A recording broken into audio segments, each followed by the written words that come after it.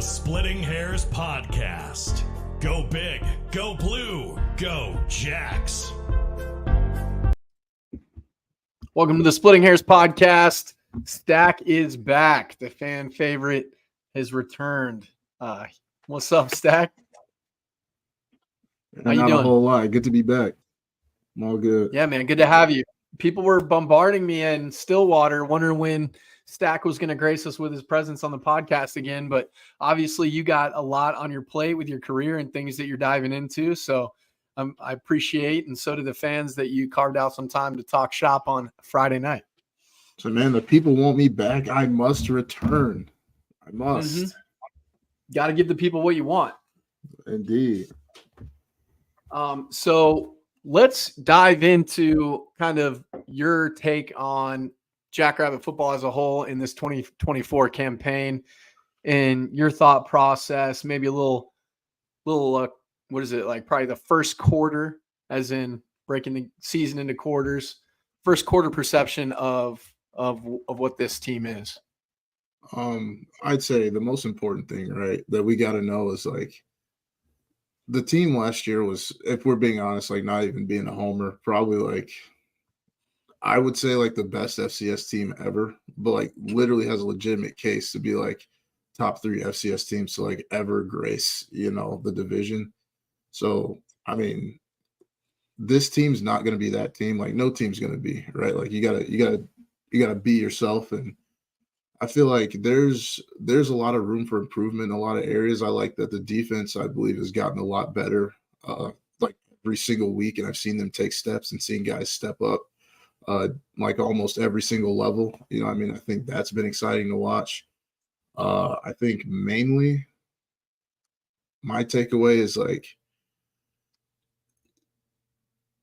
there's, like, a different kind of killer instinct that a lot of Jackrabbit teams in the past have had. You know what I mean? Like, I myself will say, like, you know, I've been a homer the last few years, and I've always, you know, loved to love the boys up, but I was extremely disappointed in how they played against Augie. Like to the point where, you know, and I don't mean to overstate my point. I'm not trying to hate on anyone, but, like, I was, like, almost, like, disgusted. I was like, really? You know, I'm like, you know, teams like that, like, you're supposed to pants them, right? Like, that's a chance for guys who are never going to play in their career, really. That's a chance for, you know, your third, fourth string, you know, D linemen who are never going to play. That's chances for them to get sacks. That's chances for your backup quarterback who's never going to see the field to get a touchdown. Or, you know, I remember, like, we played, I think it was Arkansas Pine Bluff. Like, you know, Coach Digg was mad that guys were scoring, but, like, we were happy that, you know, we had guys like Mike Wanmaker, who really didn't play much, got a chance to get, like, a 60-yard touchdown. Like, my roommate Blair Mulholland, the guy that didn't play a whole bunch, mainly just on special teams, like, he got to play running back. He got to score a touchdown. Like, you know, you got to seize opportunities like that. I mean, you know, they don't got to hear it from me because I know who their head coach is. So, you know, like, I'm not saying nothing new that, you know, hasn't been said to them by Jimmy. I'm positive. But I just think, you know, when you put out games like that, right, there's already a target on your back. You know, I'm just thinking, like, you know, I'm thinking full season ahead right now. Like, I'm going way beyond just UNI. You know, you've pantsed a lot of teams the last 3 years. You know, Cam Miller's never beat you guys before, ever. And you don't think he has South Dakota State circled on his calendar? Like, oh yeah, this will be the one. You know, because he's already won that. What'd you say? Heavy is the head that wears the crown, as they say. Yeah, like, because he's never beat South Dakota State. He's never touched the Dakota marker before in his life. You know, he's won a national championship already. Like, he's played good football. If there's one thing he wants out of his career, it is to beat South Dakota State in the regular season and bring that Dakota marker home. Right. So and he's playing the best quarterbacking at the FCS level right now. I don't even think it's debatable. I mean, his efficiency through the air, the way he runs with the ball when obviously he needs to be dynamic and the play breaks down, he extends those plays. You know, he's being very Mark-esque in that way. And you know, obviously it's going to take some time when, as we harped on it in previous pods with you know, Tolu and just talking with some of the other guys I've had on, it takes a minute to mesh with new guys when you've lost so much production. like the Yankee twins, Zach Hines as a go-to blanket, Tucker Kraft the year before in 2022. These young tight ends are kind of trying to find their stride in both the blocking and run game, and as well as the pass game. So it's going to take a minute. And then you got new receivers on the edge who are being featured now. You got Wildy as the feature weapon, along with Graham Goring, who's shown himself to be dependable as well. It's going to take some time to build that chemistry. And to build chemistry is great when you're doing it in Skelly. It's great when you're doing it in 7.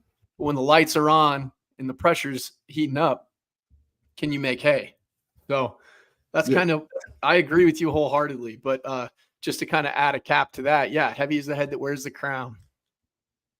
Yeah, and I know they're gonna get it all together, but I just, just with games like that, like I think they put away, what was it, Southern Louisiana last week pretty handedly. The defense played some great ball again. We got our run game going. Like it looked like for the first time, the run game really started to click. Like not just like just like our mid zone plays that are hitting like for 30, but like we got kind of looking like a power running back a little bit back there. So, that dude's dynamic and explosive. I mean, how many years is South Dakota State going to have 3 running backs who are like, some of the best in the conference? Like, I think that's exciting to watch.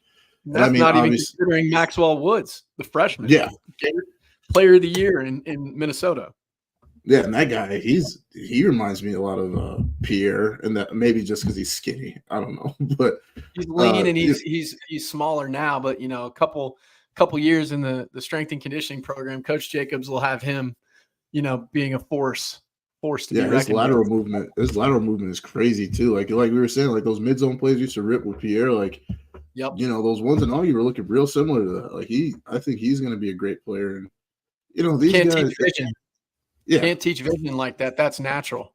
Absolutely not. So I think, it's all going to come together at the right time. I'm just saying, let's not have it be after like a loss to someone where we all lock in, right? Yeah. Like we don't need to go up to the UNI lose and be like, oh wait, this is for real. Let's lock in. Like no, like let's just take care of business. And like I feel like that Augie game should be our let's rein it in here.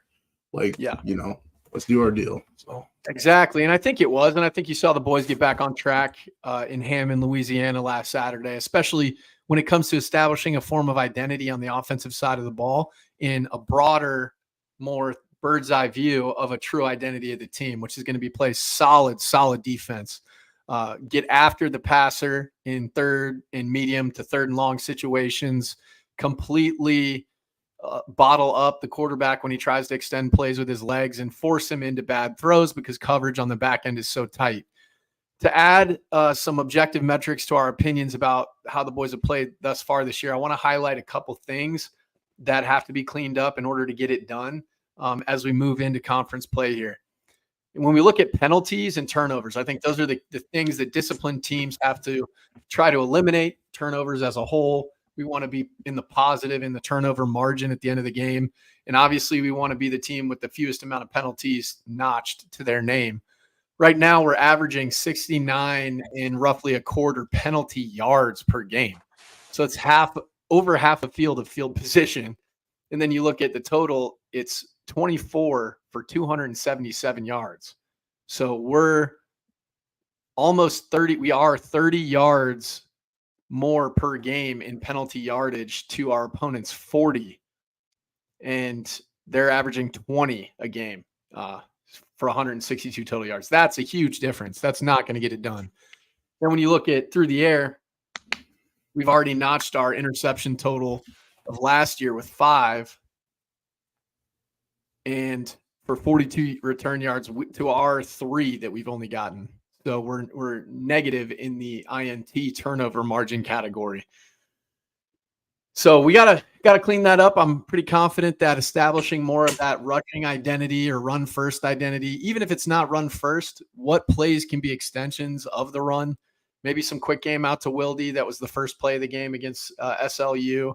Maybe some, tunnel screens that we were showing to be effective in the early on parts of last year against Montana State, so to speak.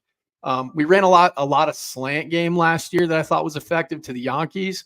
Now a little bit of that not seeing as much is a function of 4-2-5 defenses that we've seen a lot more of, with that added nickel or monster type backer who's in the game, creeping up towards the line of scrimmage. I think personally that's why the stretch zone will be really effective, because obviously if we have numbers to a certain side, meaning our receiver strength, we can pull that backer maybe away from the line of scrimmage out of the box and then get those stretch zone plays and make them hit.